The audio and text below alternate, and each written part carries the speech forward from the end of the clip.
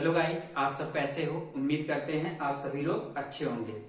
तो गाइज, आज की इस वीडियो में हम बात करेंगे पास्ट कंटीन्यूअस टेंस। और पास्ट कंटीन्यूअस टेंस में जितने भी सेंटेंस होते हैं उन सभी सेंटेंस को हम क्या करेंगे, इंग्लिश में ट्रांसलेट करेंगे। और यहाँ पर आपको स्क्रीन पे 12 सेंटेंस होंगे। यहाँ पर आपको स्क्रीन पे 12 सेंटेंस दिखाई दे रहे होंगे। हम आज क्या करेंगे, इन्हीं सभी सेंटेंस को पास्ट कंटीन्यूअस टेंस में प्रैक्टिस करेंगे। और यही इतना सेंटेंस अगर आप अच्छे से ट्रांसलेट कर लेते हो तो आपको किसी भी प्रकार का सेंटेंस पास्ट कंटीन्यूअस में मिले उसको आप आसानी से ट्रांसलेट कर सकते हैं। तो आज की वीडियो बहुत ही इंपॉर्टेंट होने वाली है और आप लोग इस वीडियो के साथ अंत तक बने रहिए। वीडियो में आगे बढ़ने से पहले आपसे एक छोटी सी रिक्वेस्ट है, अगर आप चैनल पे नए हैं तो चैनल को लाइक और सब्सक्राइब जरूर करें और इस वीडियो को ज्यादा से ज्यादा शेयर करें। तो चलिए गाइस, बिना टाइम वेस्ट किए वीडियो को स्टार्ट करते हैं। अब देखिए, यहां पर जितने भी सेंटेंस आपको दिखाई दे रहे हैं सभी सेंटेंस किस केस में है, पास्ट कंटीन्यूअस टेंस में। और पास्ट कंटीन्यूअस टेंस की पहचान क्या होती है, जिस वाक्य के अंत में रहा था, रही थी, रहे थे इत्यादि शब्द आते हैं उसे पास्ट कंटीन्यूअस टेंस कहते हैं। और पहचान देखो, अभी मैं जो बताया हूं सभी वाक्य के अंत में रहा था, रही थी जैसा सेंटेंस हो उसके अनुसार यहाँ पर पास्ट टेंस की पहचान है। समझ में आ गया। तो हम कह सकते हैं यहाँ पर जितने भी सेंटेंस हैं आपको पास्ट कंटीन्यूअस टेंस में है। अब हम क्या करेंगे, इन्हीं सभी सेंटेंस को इंग्लिश में ट्रांसलेट करेंगे। ट्रांसलेट करने से पहले मैं एक चीज आपको और बता देता हूं, जब भी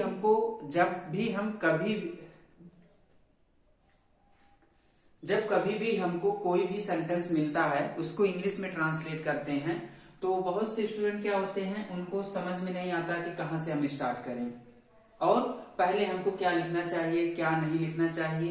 तो ये सब के बारे में आज हम इस वीडियो में पूरा डिस्कस करेंगे। और यहाँ पर ये भी बताऊंगा कहां से कैसे कोई भी सेंटेंस ट्रांसलेट किया जाता है, ये भी हम बात करेंगे। और यहाँ पर जितने भी सेंटेंस आपको दिख रहे हैं सभी सेंटेंस में एक ही कॉन्सेप्ट है। अब कॉन्सेप्ट का मतलब ये हुआ कि जैसे इसमें जितने भी सेंटेंस आपको यहाँ पर दिख रहे हैं सभी सेंटेंस में एसओबी चेंज है। अब एसओबी क्या होती है, अगर आपको नहीं पता है तो मैं पहले से वीडियो बना चुका हूं कि एसओबी होती क्या है, उसमें क्या होता है, इन सभी के बारे में डिस्कस कर चुका हूं। अगर आप नहीं देखे हो तो इस वीडियो के डिस्क्रिप्शन बॉक्स में उस वीडियो का लिंक दे दिया हूं। अदरवाइज आप चैनल ओपन करिए, वहां पर प्लेलिस्ट भी अवेलेबल है, वहां पर भी अच्छे तरीके से समझ सकते हैं। चलो हम क्या करते हैं, इस सेंटेंस को अब हम क्या करते हैं, इन सभी सेंटेंस को इंग्लिश में ट्रांसलेट करते हैं। यहाँ पर देखिए, जो आपको पहला सेंटेंस दिख रहा होगा, पहला सेंटेंस क्या है, वह कितना पानी पी रहा था। ठीक है, ये बात हो रही है कि वह कितना पानी पी रहा था। अब देखो आपको ट्रांसलेट कैसे करना है, पूरा खेल इस सेंटेंस के अंत में है, पूरा खेल इस सेंटेंस के अंत में है। इसके बाद हम क्या करेंगे, इसी प्रकार से पीछे से हम ट्रांसलेट करते जाएंगे। क्लियर है। तो देखो इस वाक्य के अंत में क्या है, था, और आप सबको पता होगा था किस टेंस की पहचान है, पास्ट टेंस की। यहां तक क्लियर। इसके बाद हम क्या करते हैं, इसी था में रहा था जोड़ देंगे। तो अब बताओ, पास्ट टेंस के 4 पार्ट होते हैं, आप सबको क्लियर होगा। और पास्ट टेंस के जब 4 पार्ट होते हैं तो बताओ, रहा था, रही थी, रहे थे, ये सब किस टेंस की पहचान है, पास्ट कंटीन्यूअस। तो ये आपका हो गया पास्ट कंटीन्यूअस टेंस की पहचान। इसके बाद हम क्या बात करते हैं, इसके बाद आपको सेंटेंस पढ़ना है। तो वह कितना पानी पी रहा था, ये कौन सा सेंटेंस है, ये आपका इंट्रोगेटिव है। और इंट्रोगेटिव में 2 पार्ट होता है, एक होता है यस या नो और एक होता है WH। ठीक है, तो इसमें से बताओ ये WH का है कि यस या नो का है। तो ये आपका WH क्वेश्चन है। इसको हम कैसे पहचानते हैं, अगर आपको कोई भी हिंदी में सेंटेंस मिलता है, अगर आपको कोई भी वाक्य मिलता है तो उसमें जो इंट्रोगेटिव वर्ड्स होता है ये वाक्य के बीच में होना चाहिए। इट मीन्स ये पहले ना हो, अगर ये वाक्य के बीच में होगा तो इसी को हम कहते हैं WH क्वेश्चन। और अच्छे से समझने के लिए आप चैनल ओपन करिए और वहां पर प्लेलिस्ट अवेलेबल है सेंटेंस से, वहां पर आप अच्छे से इसको समझ सकते हैं। ठीक है, अब इतनी बात आपको समझ में आ गई। इसके बाद आप सबको मैं बताया था कि पास्ट कॉन्टिन्यूअस में WH क्वेश्चन का रूल्स क्या होता है। तो रूल आपको याद होगा, तो उसी रूल को हम क्या करते हैं, यूज करके इसको ट्रांसलेट करते हैं। तो देखो रूल में पहले क्या आता है, रूल में पहले आपको WH क्वेश्चन मिलेगा। रूल में पहले आपको क्या मिलेगा, इंट्रोगेटिव वर्ड्स। अब इस वाक्य में इंट्रोगेटिव वर्ड्स क्या है, कितना। अब बताओ कितना पानी, मतलब इस एक क्या हो रहा है, इसको हमको ट्रांसलेट करना है। अब इस वाक्य में क्या है, इंट्रोगेटिव वर्ड्स कितना, तो कितना की इंग्लिश क्या होती है, हाउ। ठीक, अब देखो कितना पानी पी रहा था, ये चीज है, तो हम क्या करेंगे, हाउ मच वाटर, ये हो गया कितना पानी। ठीक, इसके बाद हम क्या करते हैं, इंट्रोगेटिव सेंटेंस का रूल यूज करते हैं। तो इंट्रोगेटिव सेंटेंस का रूल क्या होता है, यहाँ पर हेल्पिंग वर्ब। अब हेल्पिंग वर्ब हम कैसे यूज करते हैं, यहाँ पर देखो क्या है, सब्जेक्ट वेर, और वेर की इंग्लिश क्या होती है, ही, और ही सिंगुलर है प्लूरल, सिंगुलर, तो सिंगुलर के साथ हम हेल्पिंग वर्ब क्या लगाते हैं, वाज, और यहाँ सब्जेक्ट क्या हो जाएगा, ही। देखो सब्जेक्ट के पहले ही रहेगी हेल्पिंग वर्ब, ठीक है, क्योंकि इंट्रोगेटिव है। इसके बाद हम क्या करेंगे, इसके बाद हम लिखेंगे वर्ब। वर्ब क्या है, पीना, और पीना की इंग्लिश क्या होती है, ड्रिंक।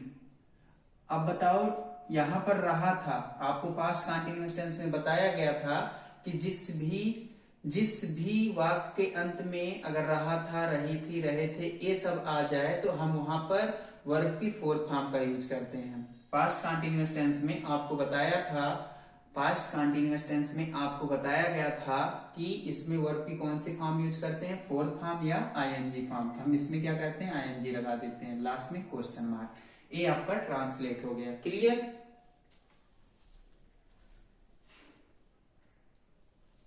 अब हम बात करते हैं दूसरे सेंटेंस की। तो देखो दूसरा सेंटेंस क्या है, दूसरा सेंटेंस है तुम मुझे कब बुला रहे थे। ये सेंटेंस है, तुम मुझे कब बुला रहे थे।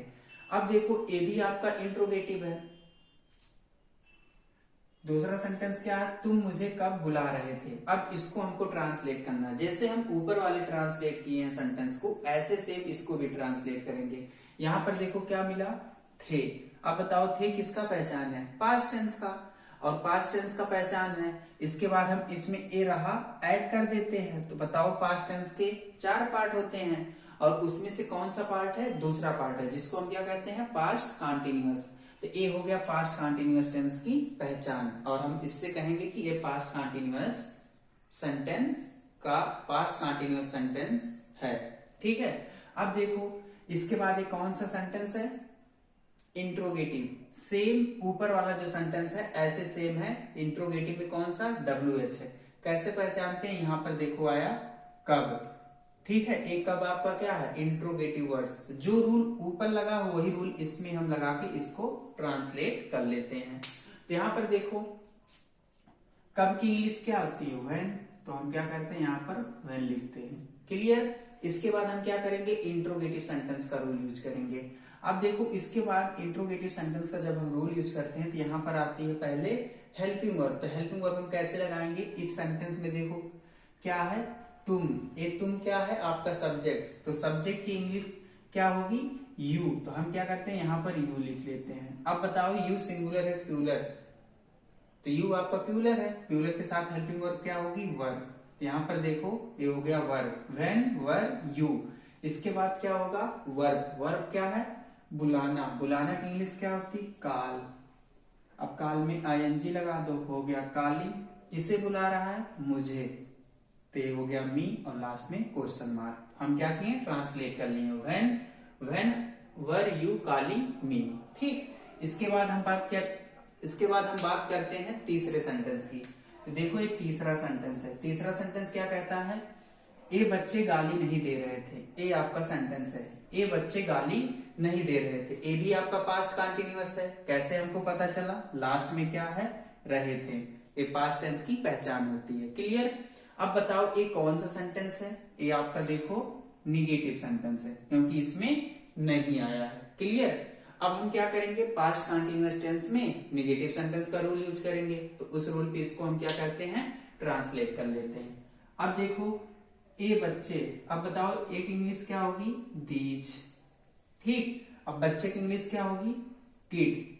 अब लास्ट में यहाँ किड है तो बच्चे मतलब बहुवचन है तो इसके साथ यस लगा दो।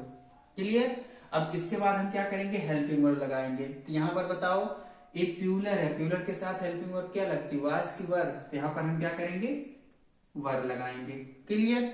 इसके बाद क्या करेंगे, हेल्पिंग वर्ब के बाद नॉट, फिर आपका यहाँ पर क्या है, गाली देना। तो गाली की इंग्लिश क्या होती है, एब्यूज। यहाँ पर हम आईएनजी फॉर कर देंगे तो एब्यूजिंग, ये आपका ट्रांसलेट हो गया। तो क्या हुआ, these kids were not abusing. ठीक है। इसके बाद हम बात करते हैं फोर्थ सेंटेंस की। अब देखो चौथा सेंटेंस क्या है, वह परीक्षा की तैयारी कर रहा था। ये तो आपका एकदम सिंपल सेंटेंस है, अफर्मेटिव। ठीक है, वह परीक्षा की तैयारी कर रहा था। एक कौन सा सेंटेंस है, अफर्मेटिव सेंटेंस है। और किस टेंस में है, पास्ट कंटीन्यूअस टेंस में है। क्यों, क्योंकि लास्ट में रहा था। ये पास्ट कंटीन्यूअस टेंस की पहचान है। अब हमको क्या करना है, इसको ट्रांसलेट करना। तो हम क्या करेंगे, अफर्मेटिव सेंटेंस का रूल यूज करके इसको ट्रांसलेट कर लेते हैं। तो बताओ इसमें सब्जेक्ट क्या है, सब्जेक्ट क्या हो जाएगा, ही। बताओ ही सिंगुलर है प्लूरल, सिंगुलर। तो सिंगुलर के साथ हेल्पिंग वर्ब वाज। क्लियर। अब क्या कर रहा है, तैयारी कर रहा है। ठीक, अब तैयारी करना की इंग्लिश क्या होती है,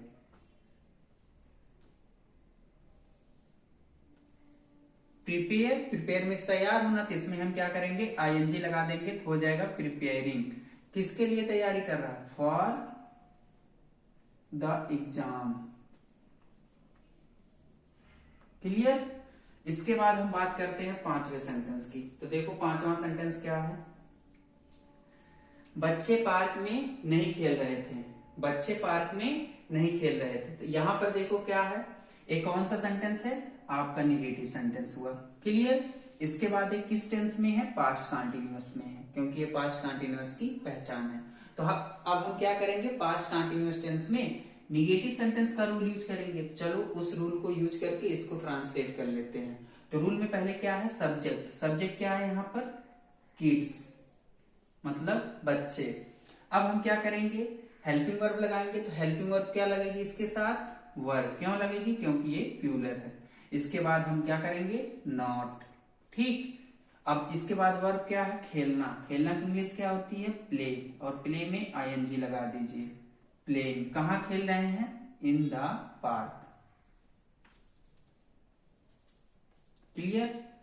अब इसके बाद देखो आपका जो छठा वाला सेंटेंस है, इसको ट्रांसलेट करना। छठा क्या है, तुम उसे देख रहे थे। ये भी आपका अफर्मेटिव सेंटेंस है, तुम उसे देख रहे थे।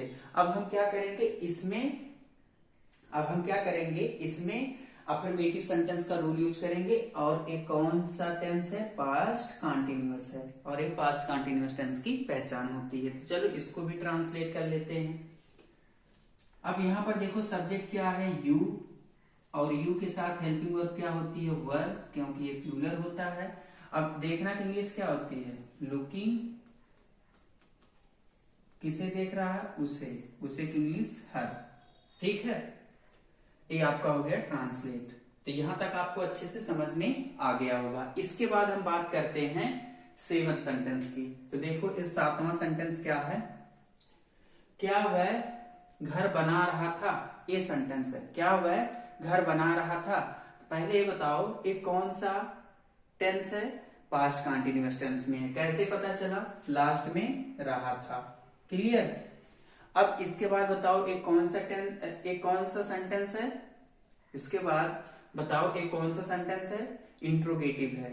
और इंट्रोगेटिव में कौन सा है, यस या नो है। क्योंकि ये जो आपका इंट्रोगेटिव वर्ड्स है, इस सेंटेंस के पहले आया है। किसी भी सेंटेंस के पहले अगर कोई भी इंट्रोगेटिव वर्ड्स आता है तो उसको हम यस या नो क्वेश्चन कहते हैं। यहां तक क्लियर। अब हम क्या करेंगे, इंट्रोगेटिव में यस या नो क्वेश्चन का रूल लिखेंगे, वो भी पास्ट कंटीन्यूअस टेंस में। अब हम उसी पे इसको क्या करते हैं, ट्रांसलेट कर लेते हैं। तो यहाँ पर हम रूल नहीं लिखेंगे, डायरेक्ट ट्रांसलेट करेंगे, क्योंकि हम रूल्स के बारे में डिस्कस ऑलरेडी कर चुके हैं। तो चलो इसको हम क्या करते हैं, ट्रांसलेट करते हैं। देखो जब आप लोग को इस प्रकार के सेंटेंस मिलते हैं तो स्टूडेंट क्या गलती करते हैं, ये जो क्या है तो क्या का क्या करते हैं, वाट लिखते हैं सबसे पहले, वाट। तो कभी भी आपको अगर वाक्य के पहले कोई भी इंट्रोगेटिव वर्ड्स दिया तो आपको वाट नहीं लिखना है। क्लियर? क्योंकि रूल में भी मैं बताया हूं क्या करेंगे, यहाँ पर हेल्पिंग वर्ब यूज करेंगे। ठीक, तो अब आपको समझ में आ गया होगा। जो भी स्टूडेंट ऐसा सेंटेंस मिलता है वहां पर वो इंट्रोगेटिव वर्ड्स का ही यूज कर देते हैं, जो वहां उसमें दिया रहेगा तो वो सेंटेंस गलत हो जाएगा। ठीक है, अब देखो यहाँ पर हम हेल्पिंग वर्ब इसके स्थान पे यूज करेंगे। कैसे यूज करेंगे, यहाँ पर देखो वह, और वह की इंग्लिश क्या होती है, ही, और ही के पहले ही आपको हेल्पिंग वर्ब यूज करना। तो ही के साथ हेल्पिंग वर्ब क्या लगेगी, वाज या वर। हम क्या करेंगे, वाज। तो वाज आपका सिंगुलर है, तो सिंगुलर सब्जेक्ट के साथ सिंगुलर है। क्लियर? अब इसके बाद हम क्या करेंगे, वर्ब लगाएंगे। तो वर्ब क्या लगाएंगे, घर बना रहा है, तो बनाने की इंग्लिश क्या होती है, कोई भी अगर मकान बनवाता है तो उसके साथ हम क्या करते हैं, बिल्ड लगाते हैं। तो बिल्ड ए हो जाएगा आपका BUILD, और इसमें हम ING लगा देंगे। क्या बनवा रहा, घर, ए हाउस।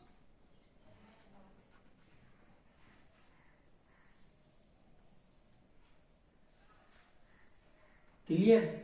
तो आपको समझ में आ गया होगा। ट्रांसलेट क्या किए, was he building a house. ठीक, इसके बाद हम क्या करेंगे, 8वें सेंटेंस की बात करेंगे। तो देखो 8वां सेंटेंस क्या है, क्या तुम पेड़ नहीं काट रहे थे, ये सेंटेंस है। क्या तुम पेड़ नहीं काट रहे थे, पहले बताओ किस टेंस का है, पास्ट कंटिन्यूअस टेंस का। कैसे पता चला, लास्ट में रहे थे आए हैं। इसके बाद बताओ कि कौन सा सेंटेंस है, इंट्रोगेटिव है, और इंट्रोगेटिव में कौन सा है, यस या नो है। कैसे पता चला, क्योंकि वाक्य के पहले क्या आया, क्या, मतलब एक इंट्रोगेटिव वर्ड्स। ठीक है, जो ऊपर 7th वाले सेंटेंस में जो हम रूल यूज किए हैं, सेम इसमें भी वही रूल यूज करके ट्रांसलेट करेंगे। तो चलो इसको ट्रांसलेट कर लेते हैं। तो यहाँ पर देखो आपका क्या, और क्या के स्थान पे हम क्या करते हैं, हेल्पिंग वर्ब लिखते हैं। तो हेल्पिंग वर्ब कैसे लिखेंगे, यहाँ पर देखो तुम, मतलब सब्जेक्ट तुम की इंग्लिश क्या होती है, यू सिंगुलर प्यूलर के साथ क्या होगी हेल्पिंग वर्ब, प्यूलर ही। ठीक, इसके बाद देखो एक किसके, इसमें देखो नहीं आया है, इसमें नहीं आया है, इंट्रोगेटिव प्लस निगेटिव में। तो ये आपका देखो नहीं है, तो नहीं की इंग्लिश क्या होती है, नॉट। ये याद रखना, हेल्पिंग वर्ब के बाद हम कभी भी नॉट नहीं लगाएंगे इंट्रोगेटिव के केस में, सब्जेक्ट के बाद ही नॉट लगाते हैं। इसके बाद बताओ वर्ब क्या है, काटना की इंग्लिश क्या हो जाएगा, कट, और इसमें ING लगा देंगे, हो जाएगा कटिंग। क्या काट रहा है, ट्री, लास्ट में क्वेश्चन मार्क। क्लियर? इसके बाद देखो आपका जो 9 वाला सेंटेंस है, क्या है, मैं उसे प्यार कर रहा था। ये आपका सेंटेंस है, मैं उसे प्यार कर रहा था। ये पहले बताओ ये कौन सा सेंटेंस है, अफर्मेटिव सेंटेंस है। अब कुछ लोग को पता नहीं होगा कैसे अफर्मेटिव है, तो मैं बता देता हूं कि अगर आपको कोई भी सेंटेंस मिलता है जिस वाक्य में क्या और नहीं का बोध ना हो, क्या और नहीं का बोध ना हो, उसे अफर्मेटिव सेंटेंस कहते हैं। एक लाइन की डिफिनेशन, या ऐसे भी समझ सकते हो, जिस वाक्य में क्या या नहीं ना आए, ठीक, उसे हम अफर्मेटिव सेंटेंस कहते हैं। बताओ इसमें दोनों आया है, क्या और नहीं आया, तो इसीलिए कौन सा सेंटेंस हो गया, अफर्मेटिव। तो अब मैं आपको बताया था पास्ट कंटिन्यूअस में अफर्मेटिव सेंटेंस का रूल, तो रूल यूज करके इसको ट्रांसलेट कर लेते हैं। तो रूल में पहले सब्जेक्ट आता है, तो सब्जेक्ट इसमें क्या है, आई। बताओ आई के साथ वाज लगेगा कि वर, आई के साथ हम क्या करेंगे, वाज लगाएंगे। बहुत से स्टूडेंट कंफ्यूजन में होंगे कि सर आई तो सिंगुलर है, आई तो प्यूलर है, कैसे, क्योंकि प्रेजेंट के केस में आप बताए थे आई प्यूलर होता है, प्रेजेंट के केस में आप आई बताए थे प्यूलर होता है। देखो इसका 2 केस होता है, जब ये पास्ट में पढ़ा जाता है तो इस सिंगुलर हो जाती है, और जब हम प्रेजेंट की बात करते हैं तो ये प्यूलर हो जाती है। क्लियर हो गया? तो इसके साथ क्या किए, आई वाज। अब इसमें बताओ वर्ब क्या है, लव, मतलब प्यार करना। इसमें क्या करेंगे, ING लगा देंगे, किससे, हर। क्लियर?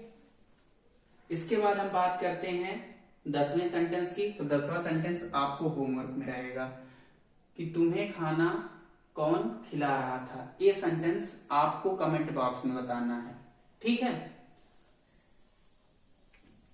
अब हम बात करते हैं 11 क्या है? क्या घोड़े घास नहीं खा रहे थे? क्या घोड़े घास नहीं खा रहे थे? अब इसको हमको ट्रांसलेट करना है, तो बताओ ये किस केस में है? क्या घोड़े घास नहीं खा रहे थे? ये कौन सा टेंस है? पास्ट कंटिन्यूअस है। कैसे पता चला? लास्ट में रहे थे।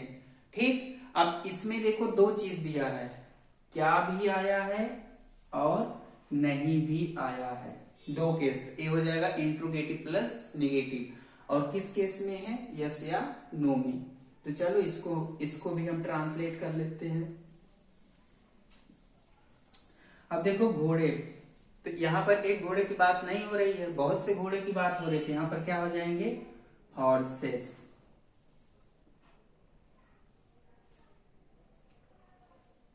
ठीक।